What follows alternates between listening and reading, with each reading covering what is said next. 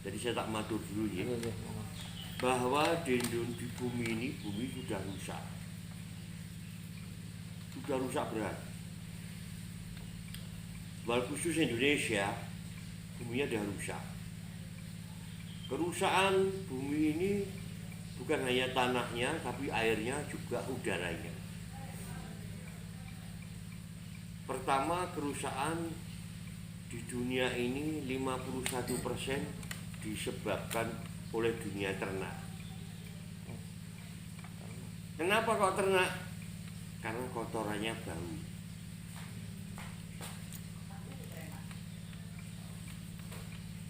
Nah, kalau kotorannya bau, kok belum ada yang meneliti kenapa bau?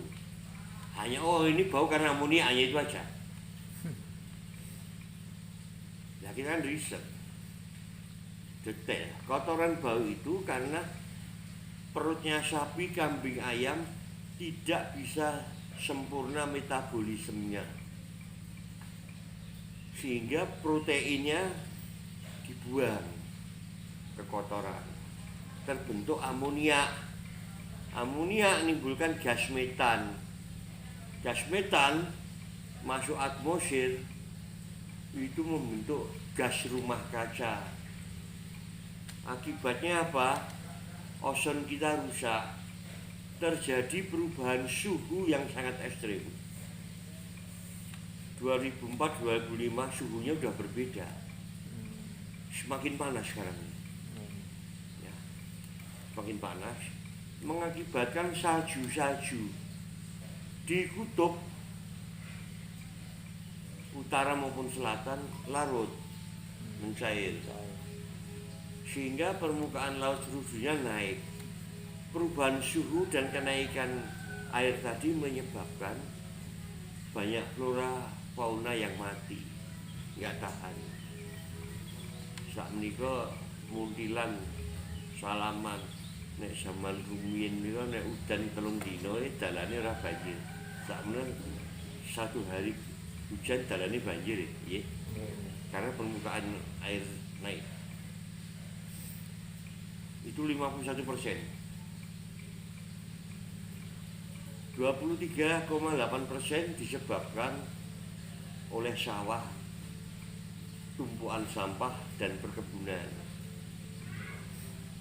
mengeluarkan berbagai gas racun, monoksida, karbon dioksida, dan gas metan. Ya. Dan bahan kimia, karena sawah kita kuasi insektisida, fungisida, ya, dan kuasi macam-macam, itu merusak makhluk yang diciptakan Gusti Allah yang namanya mikroorganisme. Akibat kerusakan mikroorganisme, tanahnya jadi tanah tidak subur, walaupun gembur. Gembur itu belum tentu subur. Image kita kalau gembur itu subur ya? Enggak. Enggak. Gembur tapi enggak ada unsur haranya. Ya. Baru kerusakan yang lain disebabkan oleh mobil, pabrik itu. Nah, kita sudah riset. Ternyata bumi rusak karena akibat gas-gas metan, karbon ini. Itu berasal mulai dari perutnya. Maka perutnya saya tambahi bakteri untuk membantu metabolisme. Banyak ilmuwan yang, sapi itu kalau Gusti Allah sudah diparingi 4.000 jenis bakteri. Saya tanya, ini kan di bumi. Islam. Kenapa Quran kok ditulis surat itu tulisan Jawa?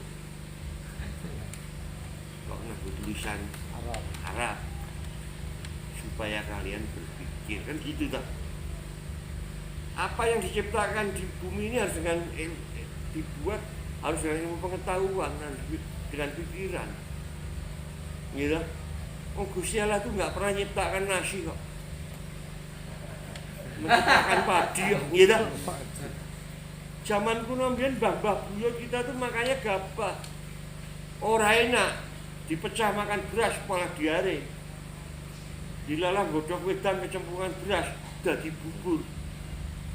Mbah buyut kita tuh makanan utama dulu tuh bubur. Mbah buyut kita tuh yang asliannya dari Cina loh. Maka budaya bubur itu di Cina masih ada. Bubur itu 25.000 tahun yang lalu sudah ada. Kenapa kok bisa buat bubur? Manusia diparingi sing jenenge anugerah terbesar akal. Ya dah? Ya, hanya kotorannya nggak bau. Berarti tidak ada polusi kan? Tuh. Nah, itu tanah-tanah perawan, hutan. Tanah yang tidak pernah diolah. Apa bukan tanah yang betul-betul subur. Uap-uap pabrik yang mengandung bahan kimia racun waktu menguap ke atas, begitu hujan turun, kita tidak punya wewenang merintah hujan. Ojo hujan yang kono ora iso. Itu kehendaknya Allah ya ta. Udane tiba nang alas yang perawan, alasnya tercemar. Itu loh. Ya. Nah, saya ini menemukan ini bukan dari akademi. Kaulanya kuliah S1 itu Gajah Mada. Saya 2 fakultas dulu bisa double ya. Peternakan sama pertanian. S2, S3 saya di Amerika. Waktu saya bikin disertasi 2 kali ditolak. Stresnya. SD saya marah. Alhamdulillah SD saya ini putra kiai gitu. Omnya Kayat itu. Kayat Badian. Gue ini mantu kiai Islam stres isin-isin gitu. Ya. Saking Pak Kiai pun istri. Banjarnegara. Banjarnegara. Oh. Kiai Abu Amar yang menurunkan NU dan Muhammadiyah.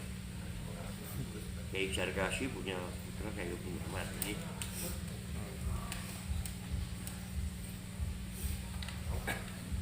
Nah, dari sini saya disuruh baca Quran. Wah, berat ya jadi mantu kiai. Mau maca Quran ya. Ya baca. Waktu itu ya dengan terpaksa, gitu. Karena agama saya belum kuat, gitu. Lebih kuat istri saya. Saya ini yang didik agama istri. Kebalik. Nah,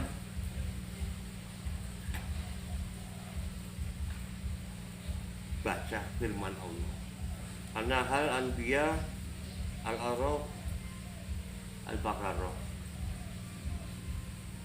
Tentang air. Saya teliti di Al-Quran itu firman Allah tentang air itu ada 60 ayat. Yang berhubungan dengan air itu 200. Allah berfirman, aku turunkan air dari langit membasahi bumi yang mati. Setelah itu akan timbul berbagai kehidupan. Bumi yang mati itu batu. Allah menurunkan air dari langit sudah disertai mikroorganisme, jamur, bakteri, miliatan varietas. Merombak batuan jadi tanah. 1 cm tanah waktunya 100 tahun. Bumi kita sekarang udah 5 miliar. Gusti Allah menyertakan miliatan planet-planet yang dijatuhi air hayat bumi. Planet-planet besar yang di angkasa tidak ada air. Nah, saya membuat judul konsorsium mikroorganisme dalam proses pembentukan tanah menurut Al-Quran. Profesor saya ini orang ateis. Apa itu Al-Quran? Saya bilang, Al-Quran itu sumber segala ilmu. Saya goblok kamu itu. Sumber segala ilmu itu akademi. Saya jawab, profesor yang paling bodoh. Saya berani nekat. Udah stres kok. Bodohnya kenapa? Akademi itu setitik debunya Al-Quran. You mau cari ilmu kedokteran, mau cari ilmu matematik, mau cari fisika, kimia, bahkan ilmu nuklir, sudah tercampur dalam firman Allah.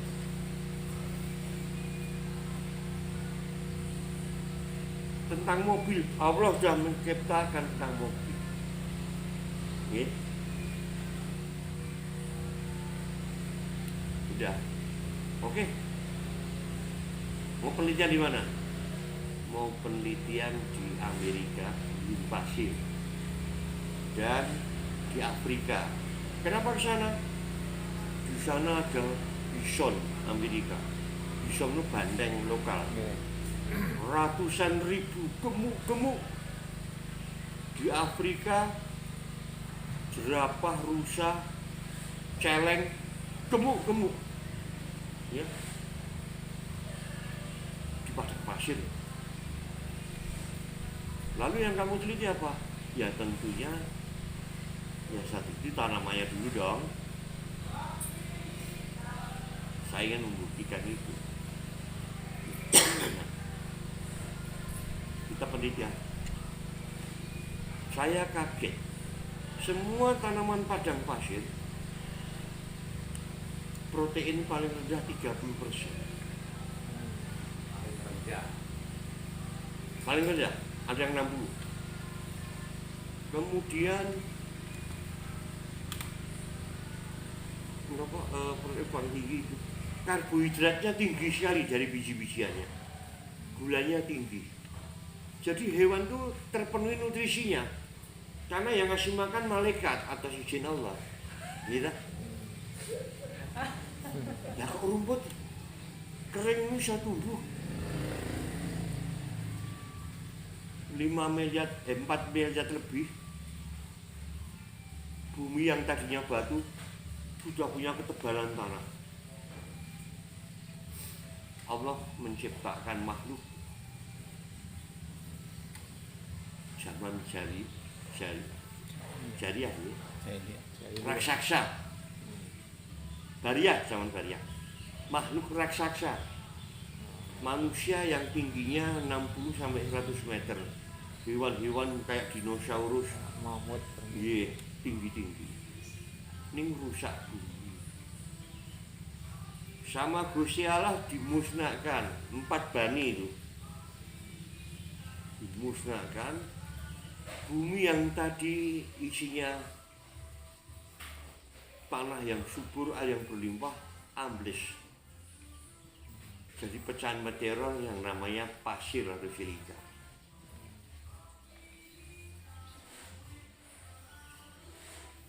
Allah punya rencana menciptakan bani yang paling dicintai, disayangi, Bani Adam.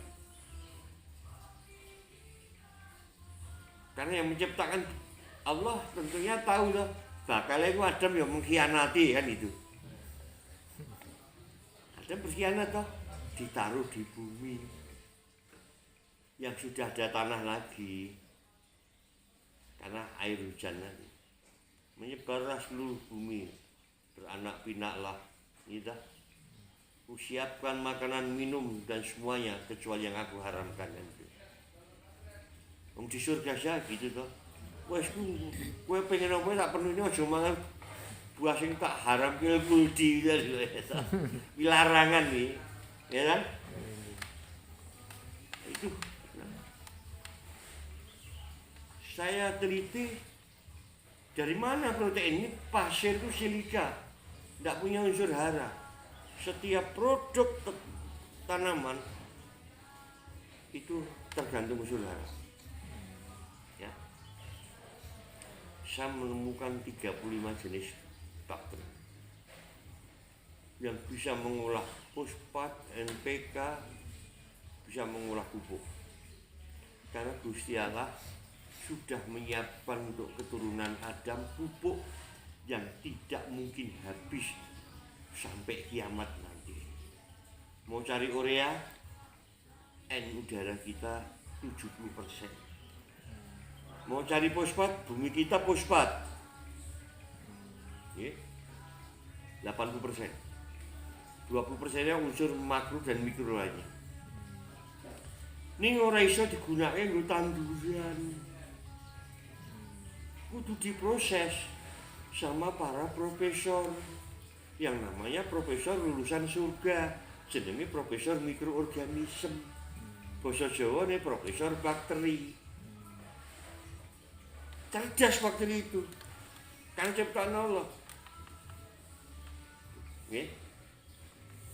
Nah, kita uji coba kalian pun unjuk ya. Kalau dulu zaman kecil kita minum air hujan nggak apa-apa, kodanan nggak apa-apa. Sekarang kodanan 2 menit pusing lah. Ya. Minum air hujan, wah bisa pingsan lah. Karena kandungan bahan kimia tinggi sekali. Gitu? Nah itu, saya buat untuk pasien 6 bulan dari kan. Dari situlah saya mulai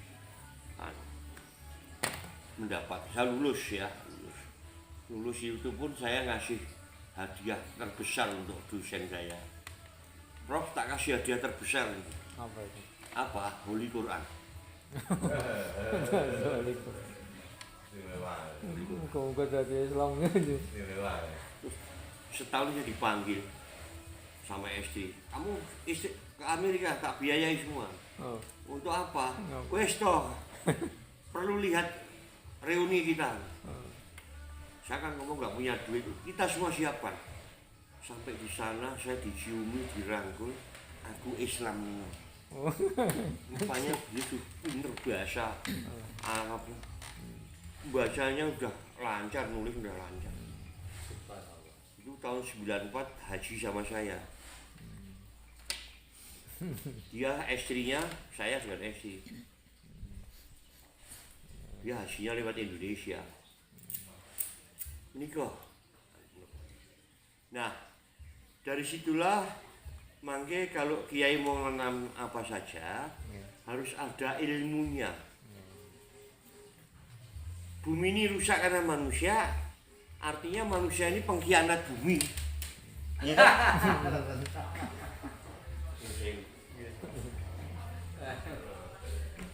Jadi tanpa sadar petani seluruh dunia bahkan khusus Indonesia, petani kita ini pengkhianat bumi ya, pengkhianat Gusti Allah toh. Nggak peduli dia ulama, nggak peduli kalau dia masih memakai bahan kimia, itu pengkhianat. Dia masih insektisida. Karena Allah kan punya perjanjian dengan kita. Kowe tak lahirkan nang bumi ya, nggih. Melalui bapak ibumu, ini kowe jadi khalifah ya. Pelihara bumimu, pelihara airmu, pelihara udaramu. Dalam anak Arab kan itu. Iya. Jebule ngerusak. Merusak. Mata ini. Yang berhak menyebutnya apa kan Allah.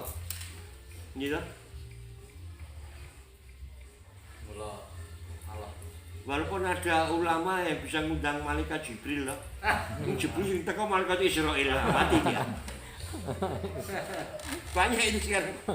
Ulama-ulama mengaku bisa ngundang malaikat, bahkan bisa mengundang Rasulullah barangnya. Iki Islam opo yang kan ngawur banget. Nah itu. Maka kita ada diolah. Ilmu ini saya kasih nama ilmu pertobatan. Karena janji Allah dari hadis Nabi loh. Saya bukan ahli agama. Istri saya ngomong, "Weh alhamdulillah wis dadi tani." Kenapa? Nabi bersabda loh, "Sok bar Rasul Nabi wong suci masuk surga, pintu surga kuwi dibukakan pertama untuk petani. Untuk petani. Petani termasuk peternak. Itu nelayan. Karena Rasul itu peternak. Nih dah. Yang kehebatannya tidak ada yang mengungkuli. Dari berapa ekor menjadi ribuan unta, ribuan domba gitu.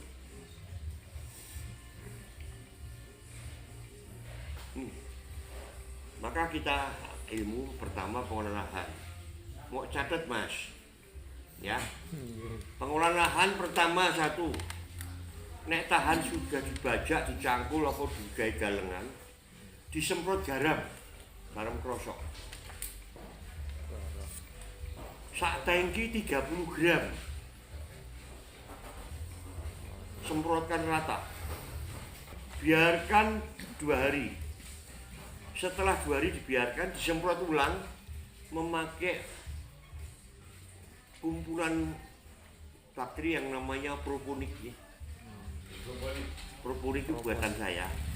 Isinya 29 jenis bakteri perumbak. 26 perumbak, 3 pengikat udara, tanah dan oksigen. Nek sak hektar hanya butuh 3 liter. Sak liter mung 30.000. Murah. Nah. Dan trichoderma 1 kilo.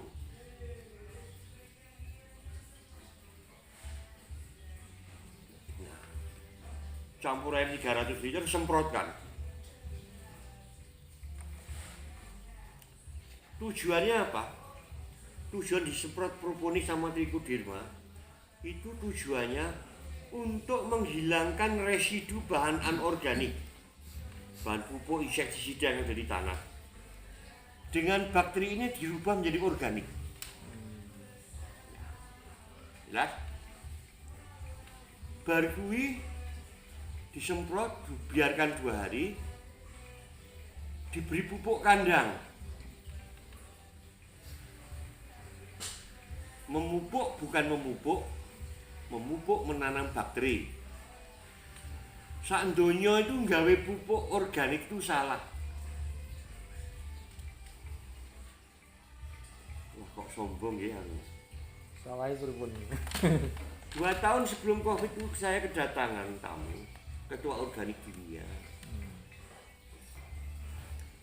Profesor dari Perancis, Kanada, Jerman, Amerika, Australia ke sini. Dia baca internet, saya penggemar organik, dia datang. Tadinya nyepelekin, tak ajak cerita, keliling, diskusi, dia gentleman. Ternyata saya buat pupuk salah, ya salah. Tunjukkan di mana kesalahannya. Kowe iki gawe pupuk kowe gawe whisky. Wong kowe peminum alkohol. Ini dah. Membuat pupuk syaratnya mas, pertama syarat membuat pupuk bahannya 2. 1 bakteri, minimum jumlah bakteri perumbaknya 15 jenis minimum. 3 jenis bakteri pengikat udara, tanah dan oksigen. Di Indonesia itu banyak orang membuat prebiotik isinya mau 4. Ya dah? Tidak ada manfaat banyak.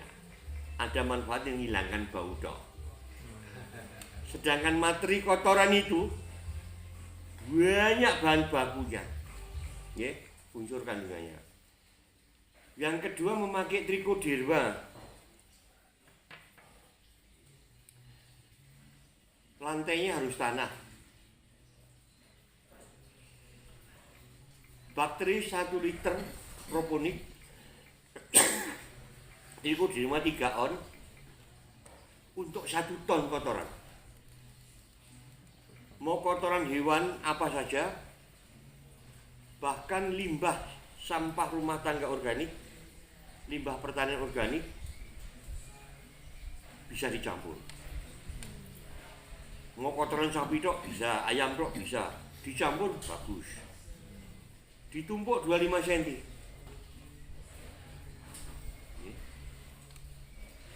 Kalau bahannya kering, airnya 100 liter. Tapi kalau bahannya bisa digenggam 50 liter. Nek bentuknya kotoran itu kayak bubur, ya cobek banget, 25 liter. Ditumpuk 25 cm, siram. Kalau campuri sampah rumah tangga, misalnya sampah pesantren yang organik ya, makanya pesantren punya pembuangan organik, anorganik, kan gitu. Kotoran hewan, sampah organik, siram, kotoran hewan, sampah organik, siram. Minimum 4 lapis. Minimum. Semakin banyak, semakin bagus. Maka kita ajari membuat kerangka kotak panjang 2 meter, tinggi 1 meter, lebar 1 meter. Kotoran dimasukkan ke situ, siram 2 ini. Itu sudah 2 ton itu. Nanti hari ketiga akan timbul panas 80 sampai 120 derajat Celcius. Artinya apa? Artinya di situ bagus sekali semua patogen, penyakit, virus, bakteri, jamur mati. Yang hidup hanya bakteri yang baik, yang bermanfaat bagi hidup.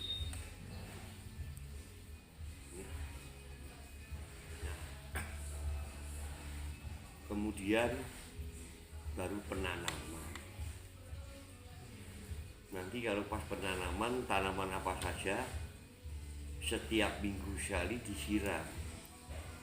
Minggu pertama dengan pupuk cair organik yang namanya pendowo pertumbuhan, 20 tutup per 15 liter air semprotan kita. Tambahi trichoderma 3 sendok. Semprotkan 25 tutup, 3 sendok trichoderma, semprotkan airnya 15 liter, semprotkan ke tanah 3 kali pejetan ya, jut itu ya. Kemudian hari ke-14 nya semprot lagi sampai hari ke-28. Karena kita sudah bertobat, maka berkah bulan. Tidak akan diserang hama. Hasilnya luar biasa. Ini luar biasa. Malah saya aturin untuk nanam singkong atau sorghum, tandar. Kenapa singkong? Singkong nanti saya ajari, tapi harus membuat bibit dulu, bibitnya harus dari kita. Karena kalau bibit panjenengan 1 kali cabutan paling 5 kilo toh. Ya. Kalau singkong saya 1 cabutan minimum 30, 40 sampai 60 kilo. Ya. Bisa. Tapi bukan singkong mukibat, singkong biasa diolasi pakai singkong ngaret, bukan, itu nggak boleh dimakan, racun tuh, hanya tapioka ya. Direnggat-renggat itu. Yeah.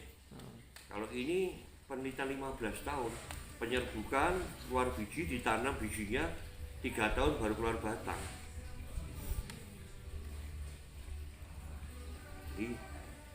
Nah, nanti apa kita jual singkong? Tidak, kita melarang jual singkong karena murah, mau 1.500 gitu. Ini hasilnya minimum 30 kilo kan ya muni aja. Iya betul. Nah, kita ajari untuk membuat tepung muka. Di Jawa Timur, situ Bondo, Kiai Zaki sudah membuat tepung muka. Siapa pembelinya? Kebinaan saya yang saat ini butuh tepung muka karena dia untuk roti, untuk mie, ya, untuk beras dicetak jadi berasnya enak kayak beras Jepang, kados sawut lengket-lengket enak. Sama mie perang sakit. Iya, beras analog namanya, ada kandungan proteinnya. Kalau mokaf tuh binaan saya berani beli 15.000. Nek petang kilo jadinya 1 kilo lebih. Nek singkong 1.500, 4 kilo 6.000. Kita per kilo dapat 9.000. Nek itu bisa keluar petang 10 kilo, berarti sak pokok kita bisa dapat 90.000. Nek nangguri 1.000 90 juta. 900. Ya, 90 juta. Usia singkongnya hanya 6 sampai 7 bulan. Nah, nanti kapan tak siapkan bibit, tidak boleh bibit dulu. Bibit singkong itu yang dibuat bukan bibit tua. Nek zaman kenaro itu nandur singkong mbah-mbah kita bibit tua loh. Nggih. Salah. Lama umurnya lah. Bibit tua itu kalium batangnya rendah. Keluarnya tunas baru 2-3 minggu. Ya. Karena yang merangsang keluar tunas, singkongnya keluar daunnya dulu kan, baru akar. Itu batang yang usia 4 bulan, 3-4 bulan. Kalium batangnya tinggi, sehingga 2 hari sudah keluar tunas. Iya. Itu anunya dari pengolahan. Nanti kalau panjang tetap mau panas juga masalah. Coba dulu sedikit, jangan banyak-banyak. Iya. Tapi pengolahan, ya taruh dulu aja mas. Tapi pengolahan tanahnya ya harus seperti tadi, gitu, supaya nanti bisa ini. Nah, tahap pertama Bapak Kiai nanti mundut kotoran hewan dulu. Ayam boleh, bagus saya. Ayam itu 1 truk kan paling sampai tempat cuma 1 juta kan? 5 ton aja. Ya. Kristal itu per karung 7.000. Kenapa? Per karung pakan ayam. Kotoran, ya? kotoran ayam. Kotoran ayam Dia nggak tapi apa-apa. masih Campuri campur serintil, sekam. campuri sapi nggak masalah. Tapi memang pupuk terbaik itu ayam dan puyuh. Iya. Yang bau itu coba, Terus Budi, yang bau itu tuh ayam bau itu betul makanan.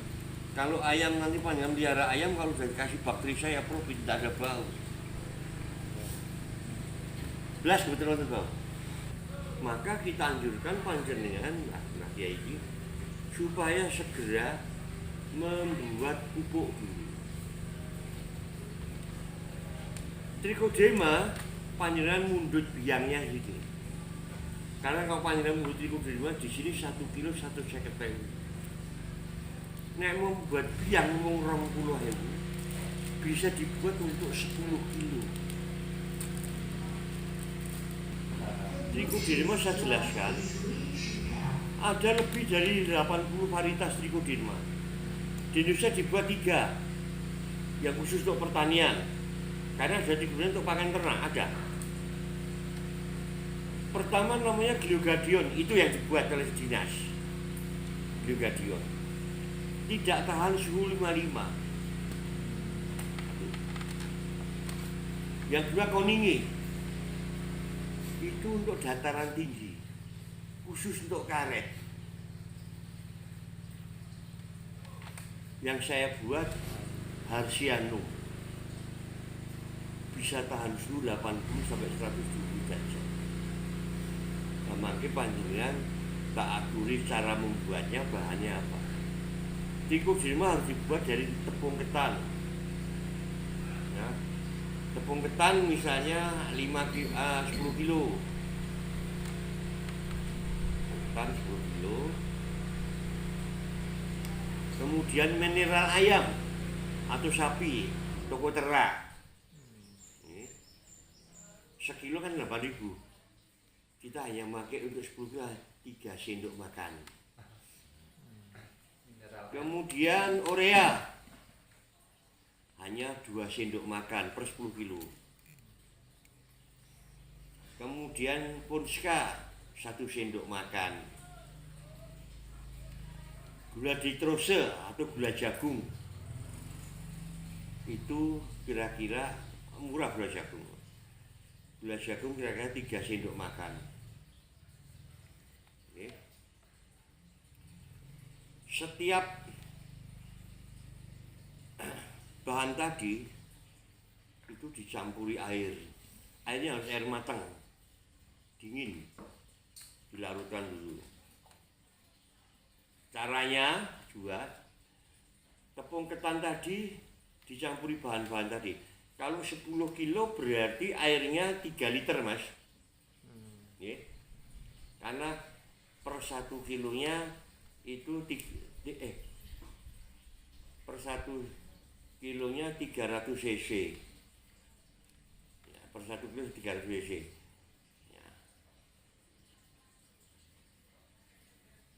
Kalau 10 kilo kan 30 3 liter. 3 kilo toh. Iya 3 liter. Iya. 3 liter. 3 liter. Ya. 3 liter ya. Campurkan endapannya jangan dikatut ke. Dicampurkan rata, diperintil-perintil sampai kelembapan 30%. Apa harus pakai alat kelembapan? Monggo ke? Enggak usah pakai kelembapan. Kalau kelembapan 30% dipegang begini nggak pecah. Ya, dipegang nggak pecah. Masukkan kantong plastik. Tulis tanggal pembuatan, ya, nama Trikoderma kan gitu. Masukkan kantong plastik. 1 kantong plastik cukup 2 kiloan. Udaranya dikeluarkan, ujungnya ditali rapat, dikukus. Kalau air dandangnya sudah mendidih, maka lamanya 30 menit. Kalau mau ngukus, digepengke biar panasnya rata. Ya. Setelah dingin, masukkan biang 1%. Jadi 1 on tadi masih sedikit. Nggak boleh pakai sendok ya. Nggak boleh pakai tangan. Langsung dari cupnya ditumpahkan. Karena 2 kiloan berarti dibagi 5 loh. Udara toke lagi, tali ujungnya dikopiok-kopiok, gepengkan, simpan. Oh iya, tadi bahannya tambah asam amino. Harganya 50.000 sak liter di toko pertanian tuh. Asam amino. Asam amino. Wah nggak ada pak. Ngambil kedelai sak genggam, direndam semalam, direbus, di blender, tambahi 2 genggam daun kelor. Nih, di blender bareng, peres. Airnya ini udah asam amino. Pemakaian asam amino hanya 5 sendok makan. Kita bangun ekspor waktu binaan saya sudah ekspor ke Eropa 14 negara, tambah Oman, Qatar, Bahrain, Arab Saudi, Jepang, Korea, Malaysia, Singapura, namun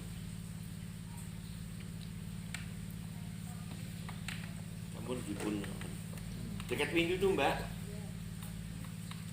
Terus nopo kita udah iya matur nuwun nggih monggo mboten ya ya